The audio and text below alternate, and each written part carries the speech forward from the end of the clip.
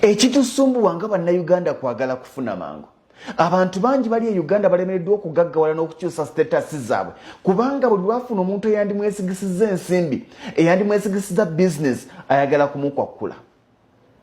Owo omuntu omulimo ng'osuubira nakukolera ebirungi ne muteesa n'omugamba nti njagala sente bwe ziti n'ozimuwa. Bw'akulaba nga tomukayanyiza nnyo naga nti ono buli zannamusaba zanampa nadda ku mulimu omulala naga nti kati awo ojja kumpa bubiri n'obumuwa. Okudda ku mulimu ogwokusatu omulimu ogwandibadde ogwakakadde akusaba busatu neerabira nti ogwo gumugobye mu bulamu bwo nga tonnaba kwefuula nti gwategeera ennyo. Njagala nkubuulira ekintu kimu muganange, abasinga ekibalemesa okutambula n'abantu abasobola okukyusa obulamu bwabwe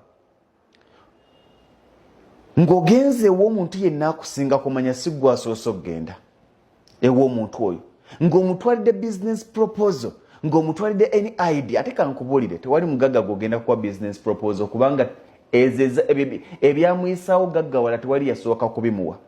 Abantu bagamba nnyo nyina business proposal, nyina amagezi ge njagala okuwa gundi, njagala gamugaggawaze. No, lwaki gwe togewa ne gaggaggawaza? Abasinga ne mugamba nti siina capital asooka bwongo obwo. Kakati abasinga amala okukola emirimu ebiri omugagga nga batambula bulungi olwo atandise okwesiga ku mulimu ogwokusatu n'okiyiwa nga weerabidde nti ogwo omulimu gw'omuseera waliwo bangi abaagulaba ne bagumusaba ku ssente entono.